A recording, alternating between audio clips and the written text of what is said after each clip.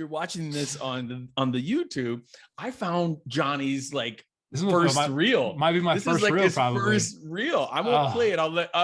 Yeah. I'm going through a little bit of it. You know what I mean? But just so you all know, I'll link it into the notes. But what do you think about that first reel, huh? I look back on that. First, I look at it and I kind of cringe. But at the second time, I look back at it and I'm like, man, I've come a long way. Yes. You know, come a long way. Like, it's like, you know, and even like, actually, it's weird, that first frame that you had on there. I remember where I was and where I shot it. And I was with an acting class that shot reel footage in class to help build a reel at the time. This was a long time ago. And I remember coming up in that class, just like learning what this whole thing is. And people in that class, that's actually where I met Austin and Aaron, in that class. And we still have a friendship to this day, and we work together now. So I look back on that, look like at that frame, and I'm like, man, you've come a long way, man. You know, you've learned a lot of things, though. You've learned a lot of things along the way, and it's all been part of the journey. It's all been part of the journey. So I think sometimes I mean, of course, I definitely wanted to embarrass you. That's number one. Mission accomplished. But more importantly, why I pulled that out, because I think sometimes when there are other actors out there and they might look at me on a red carpet, or me on a series, or yourself in that fly suit for Pam and Tommy on the red carpet, by the way, and they're taking out the journey here, right? The journey of, you did reels to put on your reel for the first time. You were in class that way, right? Or, you know, I had to dress up like this, you know, this my version of a thug in my first reel, you know, as we were putting it there. All you're seeing is you're judging on that final product, which is right now. And understanding that the journey that everyone's in right now is leading up here, you know, to this last part. So it wasn't so much to embarrass you, but just know that there's a journey here. I think there's a journey, and there's mindset in it. So what do you think, since this podcast is all about mindset, were some of the things that kept you in the game, you know, and not stopping back around them? You know, it was a lot of things. I mean, you know, it's interesting because, like, even thinking back on that acting class I was in, where I kind of first started off, and there's a lot of people that were in that class for a long time that were fantastic actors, and honestly better than me, but they're not doing it anymore. They either stopped for whatever reason, or they moved back home, or they, you know, whatever the situation is. Everyone's different. I think for me, what it was is that, like, at one point, my mindset is, you know, when I set my mind to something that I really want to do this thing, then I'm just going to see it through. And I told myself that there wasn't a time frame. I'm not putting myself here like I have to hit it in 10 years. There's no moment that I have to connect to, or anything like that. It's just more of like, what else am I going to do? What else am I going to do with my life? I honestly, I really can't think of anything else I would really want to do, you know, like as for a job or a career. And I've had this conversation with my friends and even with myself, like, if I wasn't acting, what would I do? Or working in the industry, I guess, in some aspect, filmmaking or something. I don't know. I don't really have an answer. So if I don't have an answer, that means I got to just put all my eggs in this basket and just ride this out and just see where it takes me. And I'm a true believer that if you put enough hard work into one thing, because I've always been the type of person that likes to know how to do everything. I don't like asking for help. I'm like, no, I'll learn how to do that. I'll learn how to do this. I'll learn how to do that. And I would be doing 10 different things at one time. But the problem is I know how to do a lot of things, but I'm mediocre at all of them. So let me cut a lot of those things out and focus my attention and energy on just one thing, one or two things, and then I'll find more success. And putting that energy into those things and acting and working in entertainment and all that, it's starting to pay off. And I do believe if you put in enough hard work and you hang in there long enough, eventually things will start to turn in your favor. You know, I really do believe that, you know, and I never thought that I'd be on any TV show. Even when I moved out here, I was just like, man, that just seems like a pipe dream anyway, but let me just keep after it. And then all of a sudden you get one and you're like, okay, like I belong here. And then all of a sudden you get another one, and then you get a couple more, and then, you know, it just kind of starts happening. And then all of a sudden you're like, all right, I'm in it now, you know, and I'm being considered for things, and like, people are looking at me and wanting me to be in their projects. And it's like, all right, like I'm part of the club. I'm a professional actor now. We're on the same level. We're peers now with people that I'm on set with, you know? But yeah, man, it's all the journey. Even that is a journey, like getting to the place. I think it's beautiful you said that. I'm peers with them, and I don't know about you, but I think that came for me on BOSCH, right? Like where I kind of just like let go of I don't believe in imposter syndrome. I believe you're just playing small, so I won't say imposter syndrome. And so when we're on set, what I'm trying to say is that, you know, one of the things, if we started having that feeling of we belong here a little bit sooner than than before, if we had that feeling, I wonder how further along everybody's career would be. But what we do is we try not to be seen. We try to just sit there and be a good little person that fits into the backdrop a lot. And so when you said that, I was like, gosh, that's really great. Like, you know, I feel like I'm part of it, but I didn't feel like I was part of it until BOSCH, I would just say, you know, and I had tons of credit before then, you know? Yeah. And I mean, I think that's totally right. And, you know, you being on the show for so long, I mean, it just happens, right? I mean, it's just like, eventually you're just like, you're there with them all the time. They see each other, you know, like you're a key part of their story. Like they're probably coming to you talking about ideas and what's going to happen with the character. And, you know, you're in it. And I think that does happen at some point. And, you know, I definitely felt that even early on. Like I've heard the very first TV credit the show was on was Hawaii 5-0. And I moved here in 2012. It was what, 3 years in? Maybe I booked my first TV thing. And I got to tell you, the day I was on set, it was only a co-star. It was like 5 lines or something. And I was like so nervous. I was terrified. And I was like, oh my God, Daniel Day Kim lost. I was like, I'm doing a scene with this guy. Like, you know, but I knew that I had to just like focus and just do my job. And that was it. And like, I just did. And I remember like leaving the set that day and walking to my hotel room. And I literally had stopped in the hallway and I was like, I'm a professional actor. Like, it was weird. It was a weird thing, but it's weird, you know? But it sets in at some point, you know? Yeah.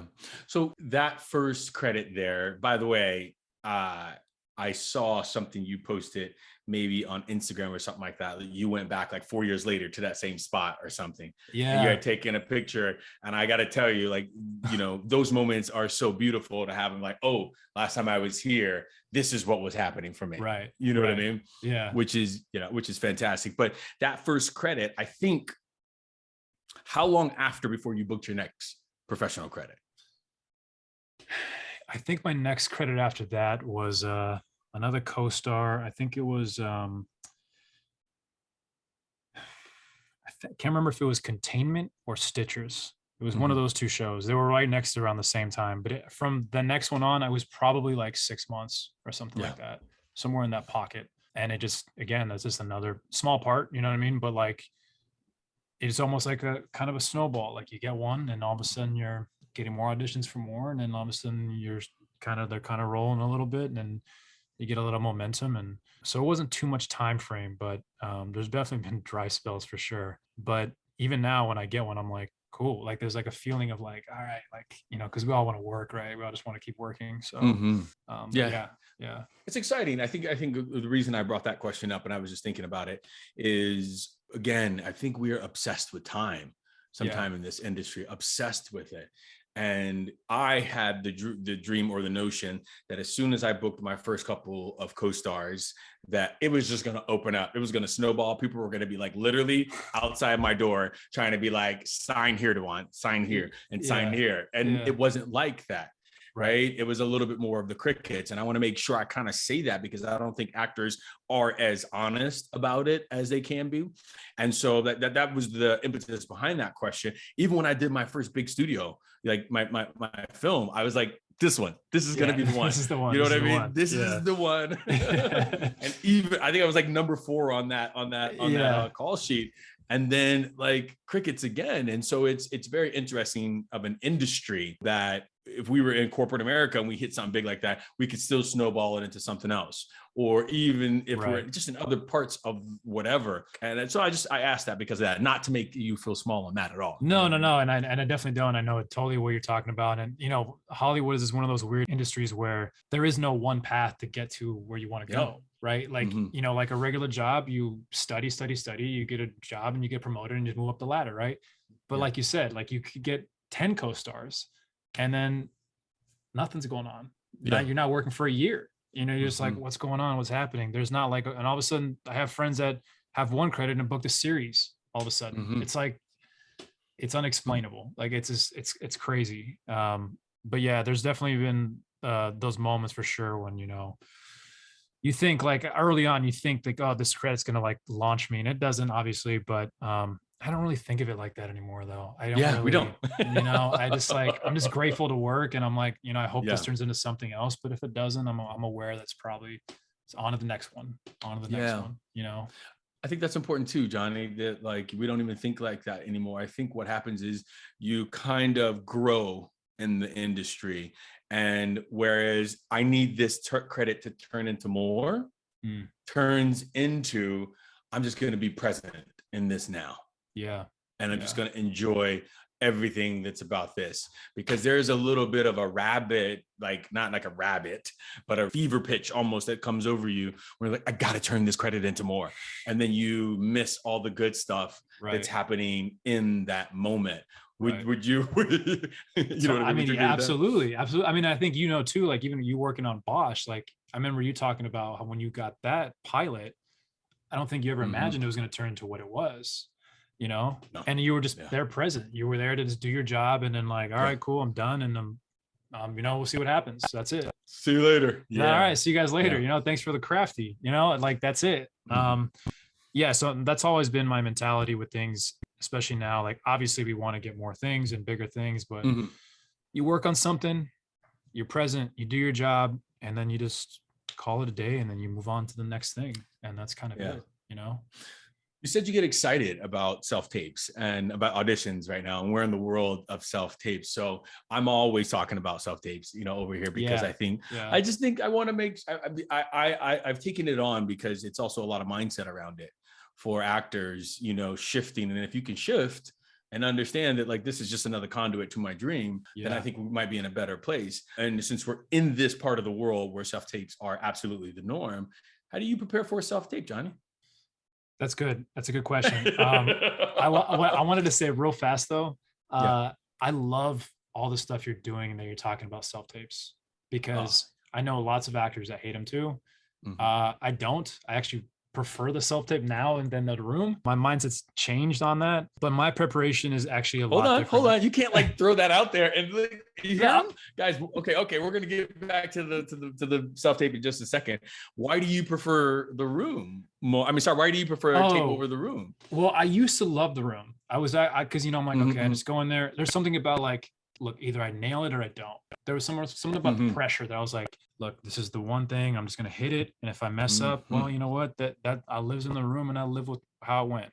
There's something about that. And then also like the live aspect of there's a person there seeing you perform and then also giving you direction. So I enjoyed that part of it too, even though it can be very stressful for a person, But when we moved to self-tapes, at first I was very like, oh man, like it takes so long. I got to shoot the video. I got to edit the video. I got to upload it. I got connectivity issues. Like, oh my God, it was out of focus the whole time.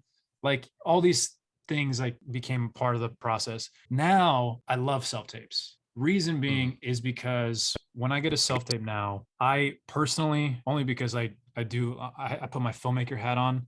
I'm like, I'm going to make this fun. I'm going to I might use props. I might use, if the scene's in a specific room or something, I might shoot it in my bathroom. I might do this. I come up with different ideas, and I'm not afraid to take chances on them. And I feel like the ones I've taken chances on, especially recently, are the ones that have paid off. And I wouldn't be able to do that in the room. I can't. Yeah. I can't. For example, give us, I'm like, name names. Okay. We're going to get into Kenny. We're going to get into Kenny and Noah in a little bit. You know what I mean? So, okay. For example, I auditioned recently for a new series. It's actually a series regular. The audition was the guy running into the bathroom and like literally was like getting ready to take a dump, and like he was like having the scene. So I was like, you know what? I'm going to do a take in the bathroom. I'm just going to do it. And I'm going to improv some stuff. And I ad-libbed a bunch of lines and got a callback from it. Yeah. Producer session, loved it, and actually last week I tested for it. So and when the feedback I got from the creators, because when I did the test last week, which was in person, which was kind of Mhm. weird. I haven't done that in Mhm. so long. Oh my God. Yeah. You know, they said that they loved it. Like they loved my audition tape and they were just like, love the energy you brought to it. It was so creative. And I think of it sometimes like that too. I know casting often says like, don't use props, don't use this. And I don't ignore it. I'm not saying I completely like disregard it because I won't do that. It's all within reason. I do it if it makes sense for the character and for the project. It's a big comedy. I might go a little more wild with it. Now it's a Yeah. big dramatic piece. I'm just going to keep it still and simple and, you know, move on. Mhm. But it's very much based on projects. And I've taken more chances with auditions and I think it's made it more fun for me because it allows me to put my creative hat on and I'm not limited to like walking into a room and just like having to just like regurgitate lines and then just leave, you know? Yeah. I mean, I don't think know that's what your key. thoughts are I about think that, but Yeah, I think it's key though. I think it's key. The thing that stood out to me in that whole sentence, that part what you just said, which is, besides running to the bathroom and taking a dump, yeah, that's definitely gonna, thanks, but thanks, that kind of no, but like is I get to have more fun. right. And I think what is missing out of a lot of, actors prep and what we talk about for self tapes, they're not having fun anymore because they're just worried about getting it right. Or what do casting want? Or what do the directors want? That's what I keep saying. But that's not the thing. You took this back control of this to have fun. And you had fun with it. That was rewarded. And we're not saying, go out there and everybody shoot and blah, blah, blah, blah. Yeah. But what we are saying is take a few more chances. You know what I mean? Like something so simple as, and we used to always be told, never turn your back to the camera. Right. And somebody saw a tape of mine and I was like, I just like, I went back and I came back around and they're like, you shouldn't turn I was like, I'm turning my back. It's my fucking tape. You know what I mean? It's I'm creating this and I don't want to not do this because of X, Y, and Z. But I also think, Johnny, what we have that others might not have, and I hope they get it from listening to this podcast, is we have a little bit more confidence under our belt because we've worked. Yeah, I see what you're saying. Yeah. It affords us a little bit more confidence. Like we know some things on sets. We've been on sets and we're like, cool, we're just going to do this. It's okay. Yeah. And I can imagine that if you are just starting out or you're not booking as much as you want to stick to the beating path of what everybody's doing. Yeah. You know what I mean? It's like, oh, these are the rules I've gotten. I'm not going to use props because of X, said don't use props, but I can see that. I don't mind doing stuff in a self-tape. I don't care. Yeah. You know what I mean? I'm not going to go out. I'm not going to make it hard on myself. Sure. I also feel like they know like you're at home. Yeah, so it's like, they know, like they are aware that you're at home. So it's like, if you've got a cup in your hand or you've got like a bag on your shoulder, it's like, you're at home. Like they know it. You know what I mean? It's not, it's not like, oh my God, he's got a bag on his shoulder. Like, forget this, it's like, no, he's building a world. You're creating a world, like you said, It's a beautiful way to look at it though.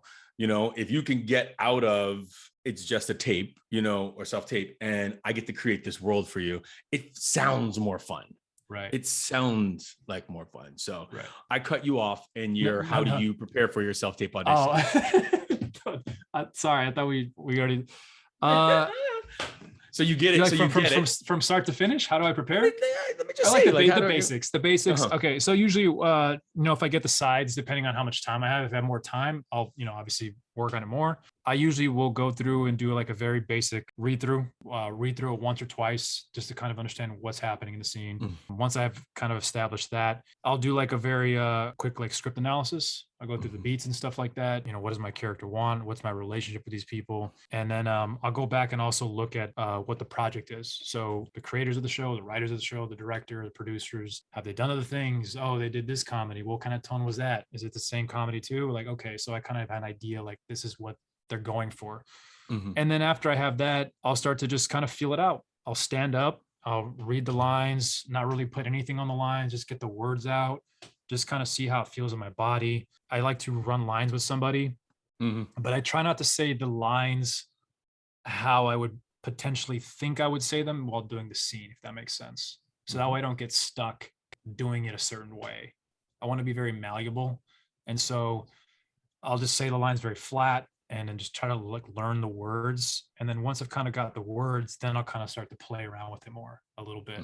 And then through that, I'll start getting ideas like, oh, like this would be funny if like on this line, if I did this, or if the character was doing this when this happened, like that'd be really funny. Or I start to just like ideas just start coming to me, and then I start implementing them, and I'll try them and see if they work. And sometimes they don't work, and sometimes they do. And then once I feel really good about the lines and kind of how I feel like the scene is going to go, I shoot it, I put it up. I try to at least run it with a person at some point before shooting it, but it depends on time. You know how sometimes these tapes are like, you get them in the morning and they do it 4:00.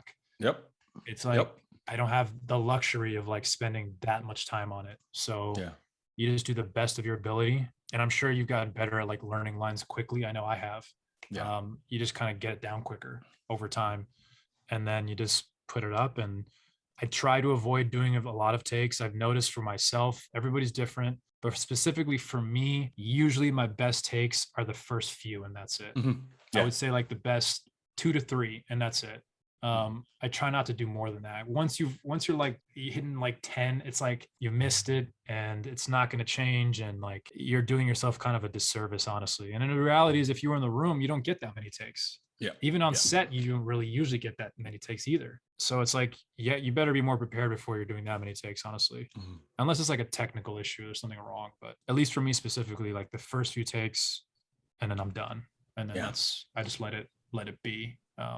But usually like working more organically, not so mechanical, is better for me. I try not to like pre-plan everything. I kind of let it flow and just see where it takes me. That has worked better for me than, having everything so planned and structured about how it's going to happen. I don't know about for you, how that works. I think I like to, first of all, I don't do that many takes. I don't have it in me. I just don't do that many takes. And so, and most of the time I'm going to, even though I have a self-tape set up and I talk about this in my self-tape program, like I can do it all here. I've painted my room when I need it. I usually go to a taping place. Only because like my kids are running in, I can hear them in the background even. And so what it does is it kind of locks me out of even if I give them their devices and they're playing, I just hear them. And so it's nice for me to get out of my space for a minute and do it. But what that also does is, for me, it fits me in a 30-minute bracket. Right. Yeah. So I know if I'm going to go do this for 30 minutes, I'm going to be ready. You don't have time to do 10 pages and do it like 17 different times. So when you go, it keeps it a little bit more, quick for me. Right. But what I love, and I always do, Johnny, is I got to hear it out loud with another person. Yeah. It makes a difference. Always. It really does. It makes a difference. Yeah. If I could do one thing that I would not, I go ahead. I was going to ask you, do you usually, if you run lines with another person, are you doing it like over the phone, Zoom, like, or are you meeting with somebody? What works for you best? It doesn't, what best is, of course, would be in person, right? Right. That would be the optimal. Sure. But because of what we just went through, pandemic wise and stuff, as long as I can do it like this, I'm happy. Yeah. You know what I mean? I think it just has to be a live person. Yeah, like an actual voice, somebody you can see them. Like, it's like, okay, I'm connecting with somebody here. Right. Yeah. Because their inflections are different. And oh gosh, I didn't even think of that. And you were talking about how things start to come to you. Things start to come to me when I get it up on my feet. Yeah. When I get the scene up on its feet and I start to listen, because you have to listen, respond, and do all that. And it's like, oh, cool. Things start to come to me. That's what this line meant. Oh, I was thinking it meant something else because I was making it up in my own head. So never underestimate the power of, having a conversation or having it done with another live human. There's apps out there. There's apps out there, the rehearsal apps and stuff like that people use. I think you can use that in part of your process, but don't use it as your last step. Right. Because that last step needs to be live, and your mind remembers where things are going to go if you only do the app, if that makes sense. Right. Yeah, that makes total sense. I mean, again, like you said, I agree, 100% agree with you, like in person or with another human being. Yeah. Absolutely the best way to do it. And because of what happened the last couple of years, it's been more difficult. But yeah, I agree with you, because I've noticed even when there's been times where I've tried to learn lines, like using an app, like if I'm in a pinch and I'm like, I just got to like learn these lines really fast. And then I try to run it with somebody after I've done that. I actually find myself forgetting the lines. And I'm like, oh yeah, it's sounding different from this other person. So now it's causing me to like forget the line. And I'm like, that's not right. So I totally agree with you. Yeah, 100%. Okay. I love your self-tape prep. And, I'm really big this season of the podcast when I'm talking about mindset and preparation. I really want to step into one of the things that I think is the missing piece for all actors right now. The missing piece, I think, is your character. I want to know, how are you stepping into these characters? You're playing some iconic characters out there right now. I think, Noah Young, that's a big, you're playing him from Grays. Like, that whole storyline is big. You're playing somebody's life, right? Like, there's a person out there who's gone through that same thing. We got Kenny. He's a crowd favorite. Favorite. Yeah. Or Manuel on BOSCH, right? You know what I mean? Like that. Yeah. These are people where not only are there people on the page, but there are people who are going to see themselves in you, right? Yeah. And so one of the things that I think we're missing so much right now in this part of self tapes is we're so worried about the production. We're so worried about getting the lines right that we're forgetting the most important part is the craft, is the character. And so I that's a long introduction for me to say, how do you step into your characters? I mean, we can just take one, like Noah, if you will. Yeah, no, I love that's my favorite part. Honestly, that's my favorite part of this whole process, is like just diving into character. That's why I do this, honestly. Grey's Anatomy was a hard one because that audition specifically was like a same day turnaround. I think it was like, I got it. It was like, I think it was like 2 scenes and they were kind of long. And I was like, man, I just got to knock this out and I think literally because also, if I recall, that's right. I was working on CSI Vegas. I had a small recurring role and I was already working that whole week. I got this audition late in the evening and it was due like the next morning or something like that.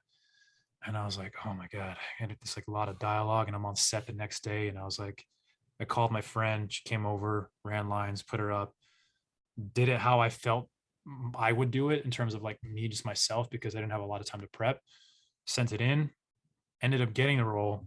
And I had maybe 4 to 5 days before the first day of shooting. And during that time frame, I took the whole time off. People were like, hey, can you help me with the self-tape? I said, no, I'm sorry. I can't. I got to focus. I got to work on this character. I got things I got to do. And unfortunately, I'm going to be selfish right now. And for me, that's my process. I take the time to really work it out. So I have like a notebook that for every character that I play, I basically write down like all their backstory, their history, where they're from, where they were born, the relationship with their parents.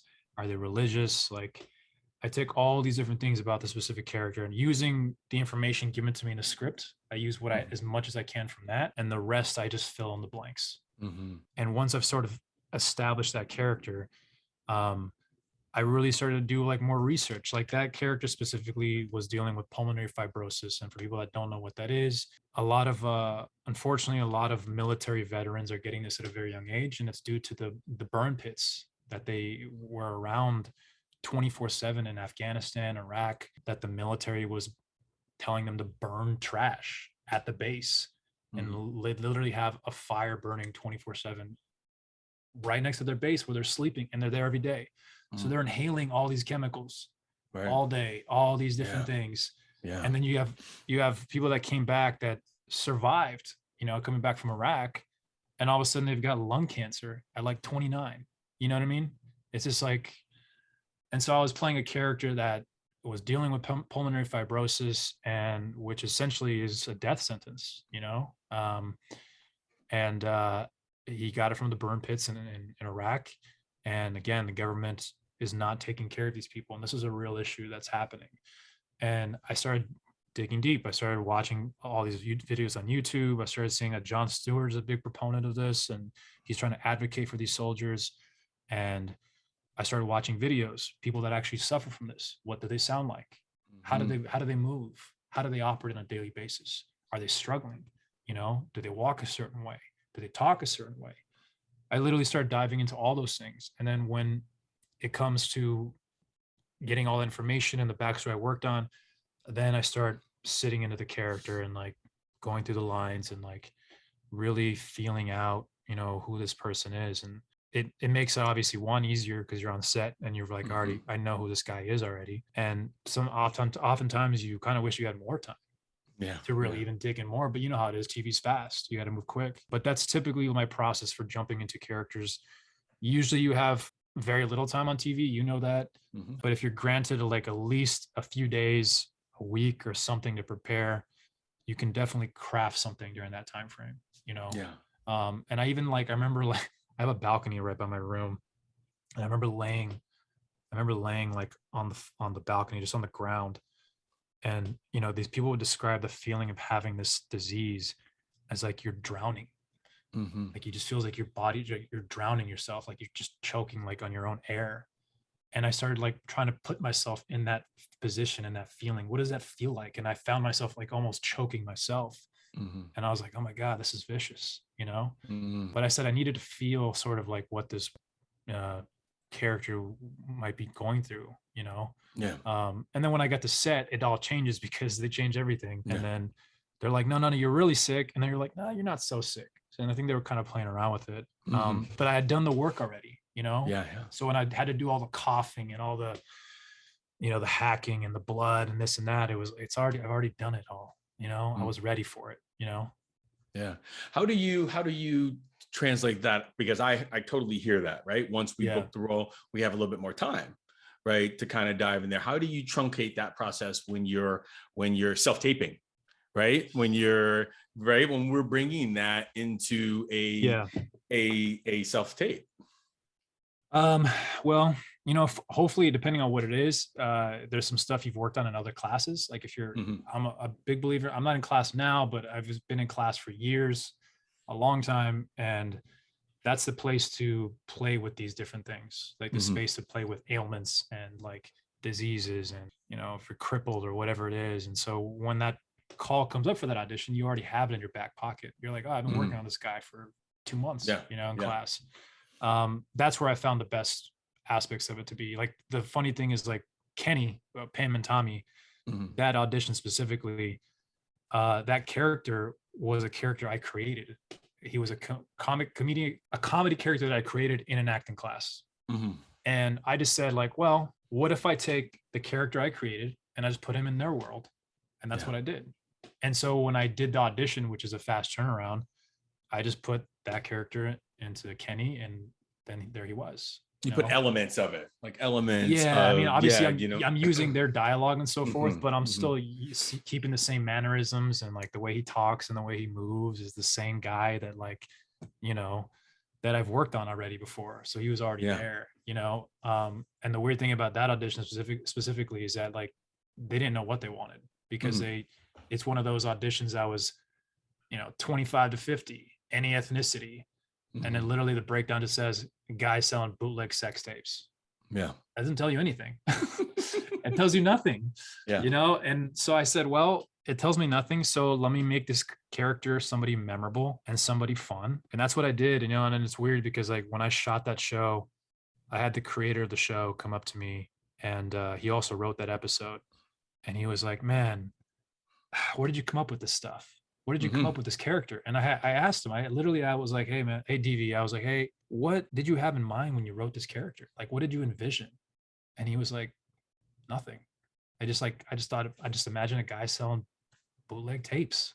That's it. So like he didn't even know, you know. It's like, it wasn't until they saw it. It was like, okay, well, and I think that kind of tells you sometimes you have to just be ready to come up with ideas. And like, you know, I could have just read the lines and done it as myself, but I probably wouldn't have got the job, honestly. You know. Well, listen to that. That is so key, what you just said, right?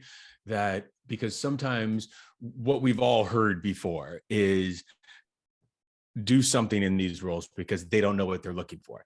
If they don't know what they're looking for was a meme, it would be you, right? Like and Ken in the role of Kenny, right? Because they didn't know what they were looking for, but you decided to bring a character, bring something more to that. And I think, and I've been guilty of this, I don't know about you, I've been guilty of just thinking memorizing my lines was enough. Memorizing the lines and then just putting myself in those circumstances was enough. And sometimes, because that's what we're great, let me get these lines, this is about memorizing, and then I'll just listen and respond. And sometimes that hits, right?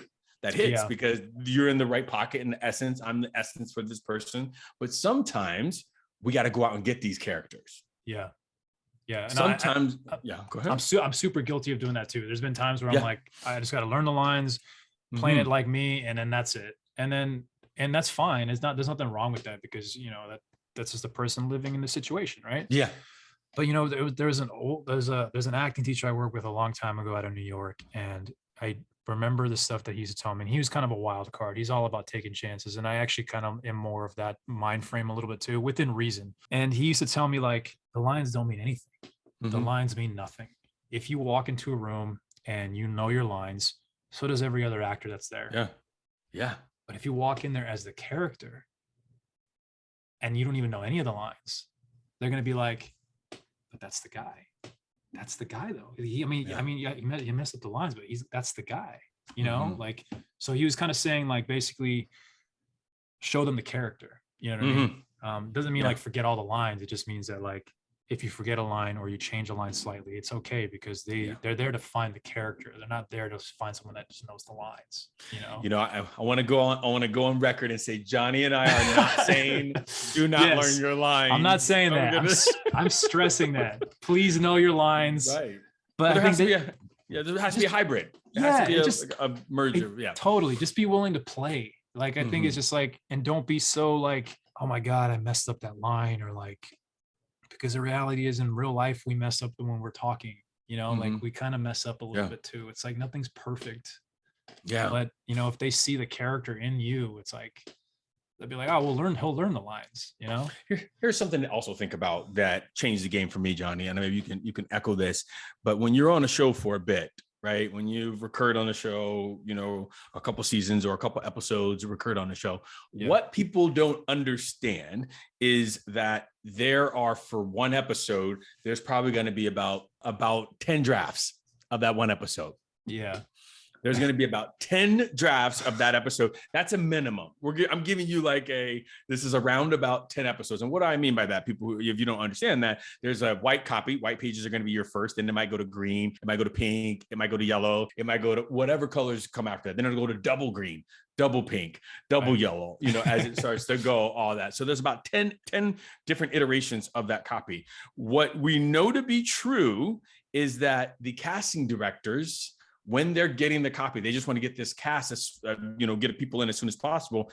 They might be getting a copy of the white pages.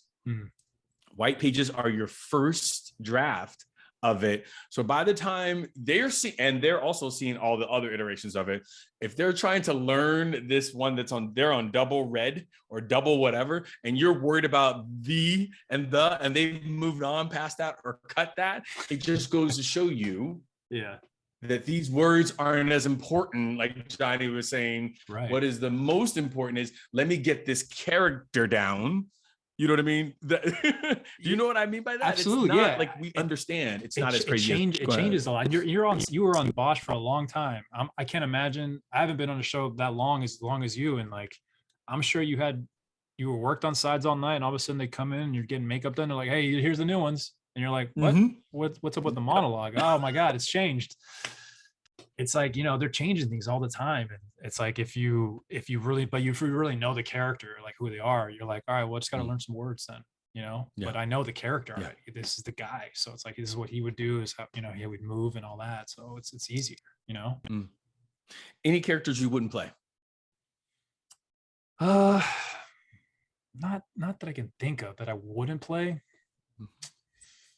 Or would you turn down? I would turn down. I don't know. I mean, it would really depend on what the project is. I would say now, not that I turn them down, but I try not to really play like a lot of like gangbanger stuff. A lot of it's just like I've done it a lot, and it feels like part of it's just a Hollywood stereotype. And I'm not knocking it or anything like that, because the way I look at it when I would get those auditions and those parts is that these are real people, and they exist. They exist in this world, and all I'm doing is playing a person and I'm telling a story. That's all I would see it as, honestly. But I know I can do a lot of other things. And so I've tried to not necessarily completely steer away from them, but like open myself up to other opportunities to play, to tell other stories. Like I'm so happy that I got to do Noah Young. you know, it's just it was something I haven't gotten a chance to really play yet. And on top of that, it was a sort of like open ethnicity, like he could be anybody, like it's anybody, it could be anybody. Like it didn't necessarily have to be like Latino or anything like that. It was just like just a guy, you know. And I love that. I love that, you know, there's more opportunities in TV and film now where they're being more open to just different things and ideas, and that makes me happy. So there's not something specific that I would never play, I don't think, but I'm sure one day there will be. Yeah. No, I was thinking about Emmanuel, you know, and you know, from our experience on BOSCH, but you know, I was just wondering, it's for me looking at like knowing you, that is of course it's a piece of you, it's your character in you, but it doesn't. I don't know you as that. Do you know what I mean? Right. Yeah. No, and for sure. It's a guy. And I, you know, but people that I grew up with and I go to high school with, and they're like, "Oh, it's funny when I see you play those roles," and I'm like, "Cause you're in high school, you're like always the goofy dude, you know." So it's like, how do you, you know, and it makes them laugh. So it's like it's funny. You know, it's just, you know, that's part of it. And you know, I actually enjoyed playing that role. I really liked working on BOSCH. I had a great time on that show, so it was a lot of fun. But I know for sure when I try to do other things now or wherever I get auditions and stuff, it tends to be, you know, trying to get different things, more white collar things, or even blue collar, but just different roles. But I'm really open to anything, you know. What do you wish you knew when you first started out? So many things. It's like we could do a podcast on that, huh? God. I wasted so much time. When I got here, I didn't know anybody. So I just, you know, back then, this was like what, 2012. It was different. There was no Netflix, Hulu, Amazon. It was just like the major ones, and it was like more of a grind back then, honestly, than I feel like it is now. But I would say I just wish I had somebody that could have guided me, you know. That's why I love what you're doing and stuff, because I feel like a lot of actors could save time, because I wasted a lot of time just trying to figure everything out. Where do I get headshots? Who's good? You know, like I don't know anybody here. I don't have any community here. Where I don't even know where half the places are in this town is. You know, it's like I had to figure all these things out, and I wasted so much time just trying to like learn the lay of the land and like get used to living in LA. And as opposed to now, if I was to ever come back again, I would have hit the ground running. Now knowing what to do, I think that would have saved me a lot of time. But again, like kind of like how you said, it's not about time necessarily. It's just like that was part of my journey, was the self-discovery of like everything, and learning how to navigate this town. And I think and I'm grateful for that process anyway, you know? Yeah. That was one of the reasons why I started Think Bigger Coaching, was because I wanted to be that person that I needed when I was coming up, because it was like, you know, the literal pounding of the pavement. That just means walking around, dropping off headshots. I would run a casting director and, you know, try to find an agent. And I just felt like everybody, especially in my mind, because it could just be a perception, but all the actors that were making it and doing it weren't stopping and saying, hey, this is what I did. You know what I mean? It might not work directly for you, but can you make a piece of this and take it and make your own? And nobody was saying that. It felt like very cagey. And I was like, am I mirroring that to people? Maybe but I think it was a different world right then. People, you know, you had to be very closed. I couldn't tell you, hey, Johnny, no, I can't take you to my manager agent because of whatever. Now it's like, dude, if I can, I can. If I can't, you know what I mean? It's a little bit different that way. It's definitely changed. You're right, man. I remember pounding the pavement. Absolutely. It was definitely different back then. And, you know, but also the same token, it kind of shaped you, you know. I think it made you who you are now, which is great, you know. And I think that's why you offering this to people is so valuable, because really, like, you know, if you had somebody to guide you years ago when you first got here, like think about how much time you would have just saved, you know, even money probably. I'm sure I wasted money on stupid things, like telling me somebody needed this and that, and you know, so it was really good. I like that. I like that. What about your biggest mistake then? Huh? Biggest mistake, moving to Los Angeles. I'm just kidding. Why am I here? I don't even know why I'm doing this anymore. What is my biggest mistake, you think? Is that the question? I'd say my biggest mistake is not following my heart sooner. And what I mean by that is that I probably could have, should have and could have moved to Los Angeles much sooner. Mm-hmm. And I think I didn't act on it out of fear. Mm-hmm. You know, the uncertainty, worry of not having something stable. Mm-hmm. Also possibly like listening to other people telling me like it's going to be hard, and Yeah. you know, how are you going to pay for things, and how are you going to afford it, and you don't know anybody, and all those things, and all those voices and stuff like that. So I think the only mistake I have is not trusting myself and not listening to my heart sooner, I would say. Yeah. I think everybody out there listening, you know, one of the things that I always say is don't judge your clarity off of someone else's answer. Yeah. That's Right. good. That's good. You know, when I was in Denver, Colorado, I was in school in Fort Collins, and I wanted to move. And I said, I'm moving out to, you know, to LA, and I'm going to do it. And the agent that I was with was like, you need to be here for about 2 more years before you go do that. And I was like, that's probably true, but I'm going to go because that's where I want to end up. And they're like, all right, but, and I was like, I'm going out to LA. Yeah. And so it probably was a little bit of like that, but I was very clear about what I wanted to do. I didn't know a ton of people out here. Like, you know, I didn't have any agents or managers lined up, but I knew that this is where I wanted to be, you know, and I just made my beeline there. So sometimes we're really clear. We're really clear. And what happens is we start talking to other people, and then their insecurities start popping up, and then we take on their insecurities. Right. You know, so definitely, you know, if you're clear on something, do it. Do it. I know. Absolutely, man. I want to know, before I let you go, about this disgruntled, you know, employees and productions. And first of all, I mean, like you do like what, 1-day reels or shorts? Not like you guys shoot movies. And I don't know about anybody else out here, but me and my fans are going to say, you know, the real question is, Johnny, why haven't you called me to be an actor? No, so disgruntled employee is a production company that I made with Austin and Aaron. They're those two guys are kind of like my go-to comedy producers. So we don't shoot reels for people. We just we create short films, and we put ourselves in them. We've produced a couple of films, and all of them have been in festivals, and many of them have won awards. We've done really well with them, and that was just a product of like literally, hey, we have very similar sense of humor, and so like, why don't we just make something? Like, let's not hang around waiting for auditions all day. Let's just go shoot something. So, you know, we obviously hired DP. I've directed most of the projects that we've done.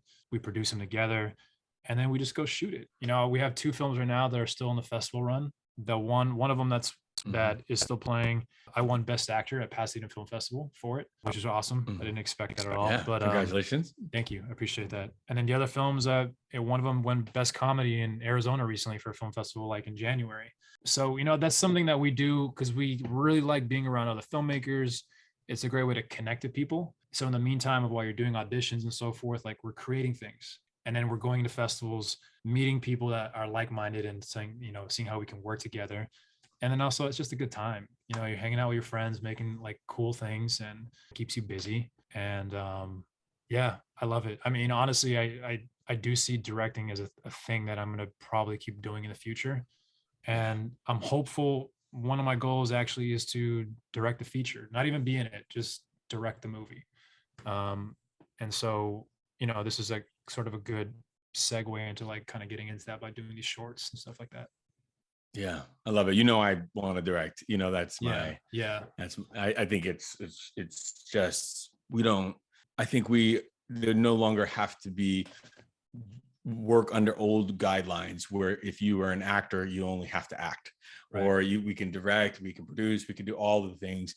And for me, directing was just this beautiful way of telling a story, you know, another way of telling a story like we do as actors. So I really love it. Really, really love it. Johnny, how do you stay inspired? That's a great question. No, I don't think anybody's ever asked me that. You know, I focus, I do spend a lot of time on my mental health and my well-being. I do a lot of things daily to take care of that, because I know if my mind's not right, I can't function. So one, I spend a lot of time on that through like meditation, journaling, yoga, things like that, to keep my body and my mind in tune. And besides that, I go and look at things that people that inspire me. You know, I go look at a lot of times when I need like a little inspiration, since I'm a huge movie fan, I'll go watch a new film by, let's say, a favorite director or something, and then I'll leave watching that movie and I'm just like, oh my God, I just want to make something like that. Like that's just like, and that gives me that sort of like that juice again of like, Yeah. I want to create something like that. That's special. That's really special, you know. And then those like little things are probably what keeps me inspired, because I know it can be, the cities can be very disheartening. And if you're putting all your eggs into acting, sometimes it's very disappointing because you don't usually get the return or the outcome that you want right away. The results take a little longer, you know, and I had to learn that over many years of lots of no's. But then you guys start getting yeses, and then all of a sudden you're like, okay, like I'm doing something, you know. It just doesn't mean you're not going to get no's, because you're still going to get no's. You know, when you watch interviews with like some of the best, they'll still tell you that even Spielberg and Del Toro get no's. I'm like, how do those guys get no's anymore? It's like, those guys are the pinnacle, you know. But they're still not right. You can't be right for everything. Exactly. Right? You know? If they're still getting no's, how can I be upset that I'm getting them? You know, it's like, I can't be, you know. So I just got to keep moving one foot after the other. If I'm up for a project and I'm super close to it and I don't get it, disappointed. But my mentality is that like, it just wasn't meant for me. And I move on. You know, I got to move on. I got to move on to the next thing, and life moves on. Life continues. Whether I get the role or I don't, life continues. So that's just kind of been my outlook the last couple of years. And it's made it a lot easier for me to handle, I guess, rejection, if you want to call it. But yeah, those are the things that I kind of do to sort of like, I guess, stay motivated, you know? Yeah, they're really good things, man. I have been so excited. Again, I'll just wrap it up by saying, watching your success, man, and watching you just pop. It's been great to see these different characters and watch you and Kevin McKidd. Is that how you say his last name? Yeah. Just watching it, you know, because I watched Grey's Anatomy. And you were on it too, so you know, watch it. But just watching you take, you know, those roles with like On and, you know, and Kenny and so forth. And so, you know, man, keep doing what you're doing, keep inspiring, keep doing your podcast. You know, people might not be saying it, but we're watching. We're watching. Appreciate that, man. And great success to you, man. You're always doing something, and like, you're motivating too. Like, watch your videos sometimes just to get the little motivation out of that too, man. So thank you. I appreciate you got great energy, and everything you're bringing to the table is very valuable information. So thank you for what you're doing too. Appreciate that. Johnny does so much. Johnny was, that's podcast. Look, I'm just going to be honest with you. There were so many things in this episode that just stood out for me, that made me take notes. So I wanted to have a mental note of it, a physical note, a note in my digital devices. You know, it just made me stop and think, wow. You know, from Johnny's first reel, you know, and being how proud he was of how far he's come. Right? How far we've come. When I was thinking about my first reel, you know, to making sure that we remember the most important thing in the audition process is still character. We get away from that so much. It's not about those damn lines. It's not about those damn lines, or wondering, what do casting directors want? That's going to be the kiss of death of us actors. Kiss of death, trying to figure out what do they want to get us booked. They want you. It's still us. It's still you in all your glory. You know, I talk about this so much in my Self-Tapes That Book program. And the other thing that I love that Johnny, you know, talks about, that is, I think I'm going to wrap it up with this. He talks about the mindset piece, mindset piece about staying in your lane, because a lot of people might be better than you. I'm paraphrasing what he said, might be better than you, but that doesn't mean they're always going to stick around. So stop thinking about them. So I want you to think about this for my D12 shot. Let me bring this around this way. I want you to think of an ocean. Think of an ocean, right? Think of a current in an ocean. If you don't want to think of an ocean, think of a river, right? Think of a current in one of those bodies of water. Listen to this. A lot of success is built on momentum. There's a current, a flow that we are all in. You might have heard it at its lowest vibration said, booking begets booking, right? I know you've heard that before. Meaning that when you start booking, you keep booking if you stay in that current. What we do if that booking isn't about us, if we hear about another friend booking, or we see on social media someone booked it, or they post a deadline article, what we do is assume that that current, back to that river, back to that ocean, that flow, that current, that wind is only for them. And what we do is we immediately take ourselves out of that current, out of that flow, and we put ourselves in an observation role, in an observation mode. We take ourselves out of the flow. You ever heard that before? You take yourself out of the game? We take ourselves out of the flow, out of the current. And when we continue to do that over and over and over again, we are so far from that current, that booking energy, that booking flow, that we are way out of the water. Sometimes we're up in the parking lot looking at the ocean, watching everyone else win and feeling a sort of way about it, feeling something about it. But you put yourself in the parking lot, boo. We must remember at all times that this wonderful current is for all of us, that we are all in this current together. When you see someone close to you, someone maybe doesn't even have to be close to you, when you see someone winning, understand that we are all in this same current. And that win for you is so freaking close. Do not stop it. Do not jump into observation mode. Commit to staying present. Commit to staying in it. Commit to saying, I see you, universe. I'm ready. And I'm in this flow too. And stay about your vision on where you are going.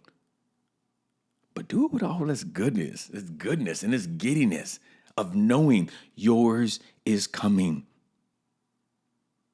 Move out of the observation. Move out of the observation role into a state of manifestation. Do not block your manifestation that is right around the corner. It could be in that same current, but you took yourself out of it. Not today. We're not doing that anymore. I'm so excited about that one. Thank you, Johnny, for bringing that around to me so I can bring this D12 back, because I know somebody out there needs to hear this. I know someone in my tribe, in my virtual village, is pulling themselves out of their manifestation, out of their current, because they're seeing other people win, right? Your win is coming. Your win is coming. Say it with me now. My win is here. I feel it. Oh, man, I love these D12 shots. I hope you love them as much as I do. I hope you love them as much as I do. Thank you so very much. Don't forget to share this podcast. Do me that favor. Share this podcast. Let me know what your favorite part of the episode was. I want to hear from you. I always do. It's so fun. And do me one favor. You knew it was coming. Please share this podcast with just one person, so we can get it in the hands of more and more and more and more actors that need to hear it. Don't make this climb alone, Don't make this climb alone. See you for the next one.